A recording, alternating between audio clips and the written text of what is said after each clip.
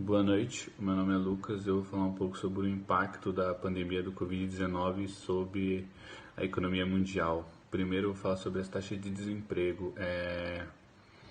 A taxa de desemprego cresceu de uma maneira drástica por conta da demissão em massa que houve nas principais economias, que foram as mais afetadas com a taxa de desemprego.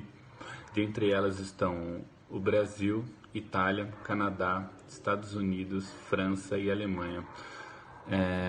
Também eu vou falar um pouco sobre a crise financeira. Os impactos causados pelo vírus já têm um choque maior do que a crise financeira de 2008, a crise internacional que aconteceu entre 2008 e 2009. O Fundo Monetário Internacional ele também estima que a economia global encolheu em 4,4% em 2020. Isso quer dizer que o PIB total do mundo encolheu encolheu quase 5% devido à pandemia do Covid-19. E também eles comentaram que foi o maior declínio desde a Grande Depressão de 1930. Então foi algo surreal que a gente está passando, a gente está vivenciando. E o turismo pós-pandemia. Bilhões de dólares foram perdidos em 2020 por conta ninguém imaginava que ia ser tão repentino a pandemia. E embora a previsão para 2020 seja melhor, muitos analistas acreditam que as viagens internacionais e o turismo não retornarão aos níveis normais da pré-pandemia até 2025. Então, o que quer dizer isso? Então, basicamente, como ocorreu em 2019, como o turismo estava assim caminhando em 2019, só vai retomar agora em 2025 por conta da pandemia. Agora, sobre a economia nacional. O PIB brasileiro, a gente teve uma queda entre abril e junho de 2020 de quase 10%, chegando a 9,7% do PIB total. Entre o PIB industrial, ele recuou em 1,4%. A parte de setor de serviços teve 1,6%, tudo de recessão, enquanto a produção agropecuária apresentou crescimento de 0,6%. Foi o único setor que teve crescimento. Agora, desemprego. A taxa de desemprego no Brasil está chegando a 14% de desempregados hoje. O setor externo, que se trata das exportações, caiu em 7,7% e as importações em 5%, totalizando no primeiro semestre de 2020. A desvalorização da moeda, o dólar, ele teve uma recaída, no caso, que gera consequências para todas as outras moedas. Então, o real hoje ele está bem desvalorizado. O governo brasileiro ele já gastou 615 bilhões de reais para combater os efeitos da pandemia. E a dívida bruta no nosso setor público, que no final do ano estava em 75,8% do PIB, que é o valor total, superou em 2020 a marca inédita de 90% do PIB nacional.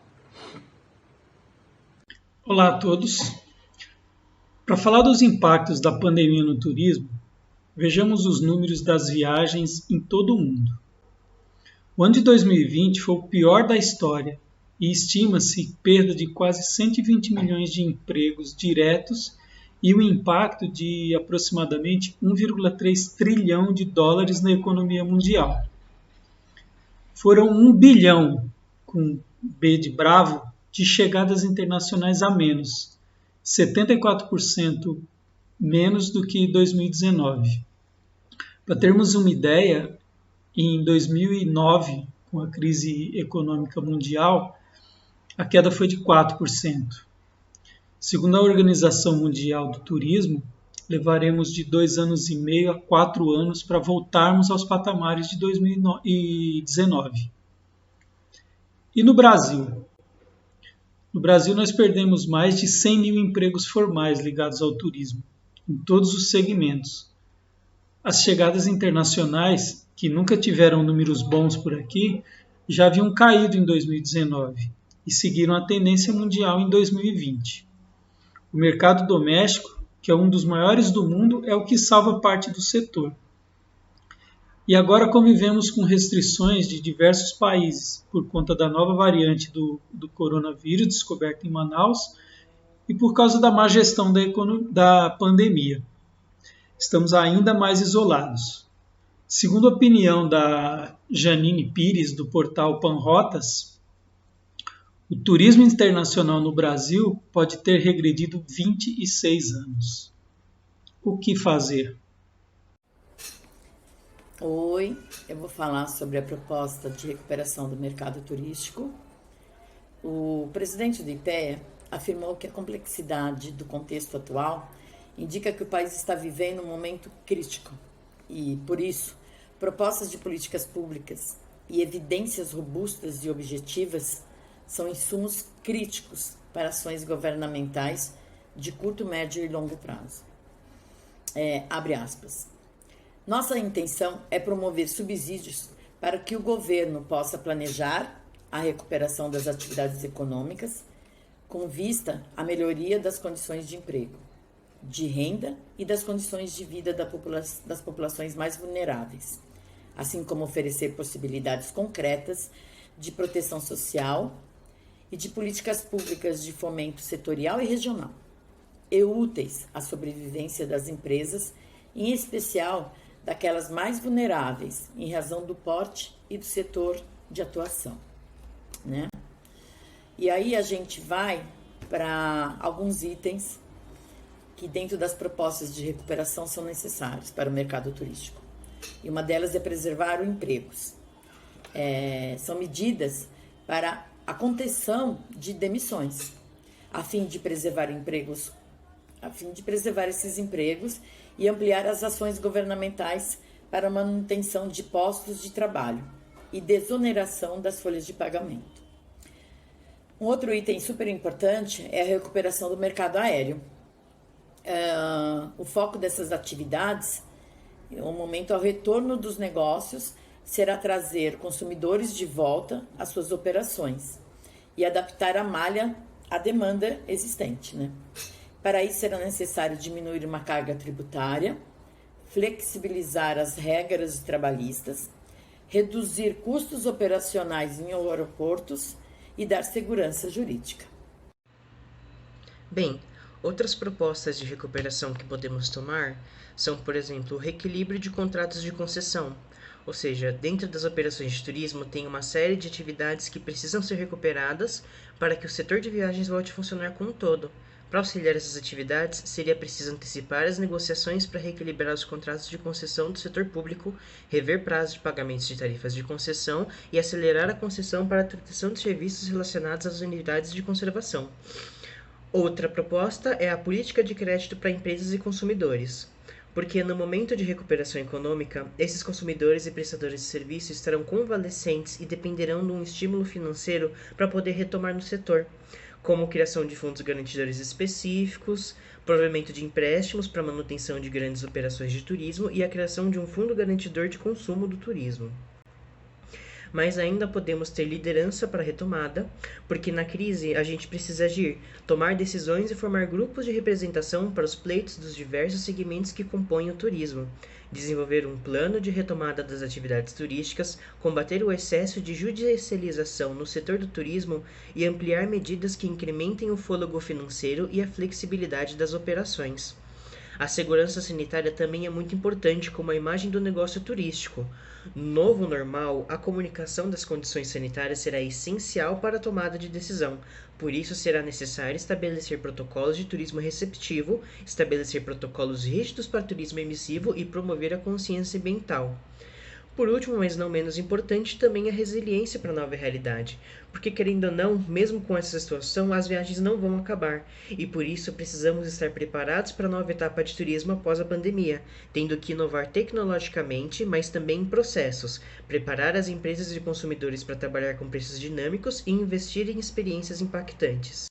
Bom, eu vou falar de algumas tendências para o turismo pós-pandêmico, o que as pessoas esperam das empresas quando tudo isso acabar. A primeira coisa que as pessoas vão esperar são os preços mais baixos, os preços menores, né? Todo mundo gosta de pagar menos por aquilo que está contratando, seja hospedagem, seja passagem, todo mundo busca uma promoçãozinha, né, para doer menos no bolso.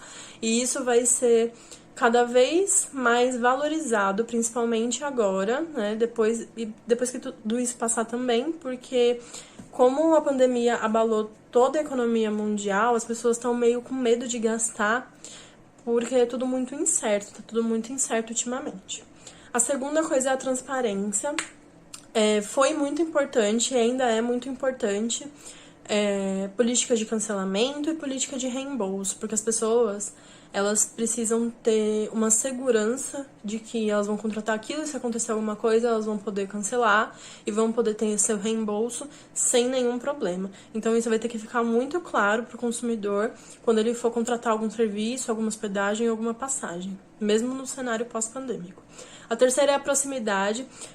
Mesmo com todas as medidas sanitárias que vêm sendo tomadas, mesmo dizendo que é seguro viajar de avião, né, por exemplo, os consumidores vão preferir viagens mais curtas que possam ser feitas de carro, seja ele alugado, seja ele próprio, veículo próprio, para conseguir manter, né, voltar quando quiser, ir quando quiser. E como na pandemia as pessoas adotaram muitos pets, alguns pets, né, ninguém vai querer ficar longe dos bichinhos, né? Então, vai dar preferência para hospedagens que aceitem os animais também. A quarta são as medidas sanitárias, que são muito, muito importantes nesse cenário e pós o coronavírus também, né? Então, os estabelecimentos vão ter que deixar muito claro que medidas sanitárias estão sendo tomadas, que todas estão sendo cumpridas, para o consumidor ele se sentir seguro naquele local e com as atividades que ele vai realizar. Depois vem a natureza. Como todo mundo ficou muito preso na cidade grande, no apartamento, na casa, a natureza ela vai ser muito mais valorizada depois que tudo isso acabar. Então, todo o turismo que proporciona um contato do público com a natureza, ele vai ser mais valorizado. E por último, né, leisure. O home office, ele virou uma realidade das pessoas nesse cenário de pandemia, né?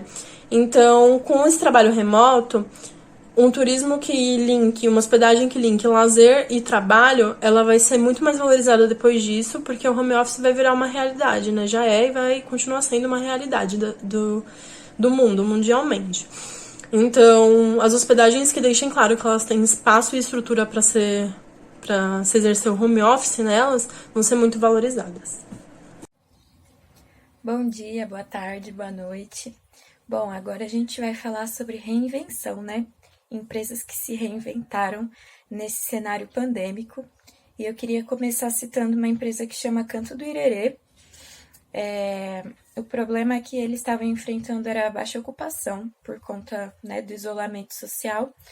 Então, a solução foi o turismo de isolamento, justamente. Eu achei uma sacada genial. O Canto do Irerê, ele foi pensado justamente nessa demanda do turismo do isolamento. Então, é localizado na periferia da cidade, Atibaia, e é basicamente rodeado por mata nativa e tem chácaras e sítios, é como se fosse um chalezinho. E a proposta-chave, né, a principal proposta deles é justamente isso, um lugar que a pessoa possa ir para se isolar, talvez até para trabalhar e tal. E aí, como vocês podem ver aí na foto que tá, um chalezinho bem isolado. Aqui temos algumas imagens por dentro, mesinha, sofá, uma hot tub, relaxamento, né? Muito importante nesse cenário que a gente está.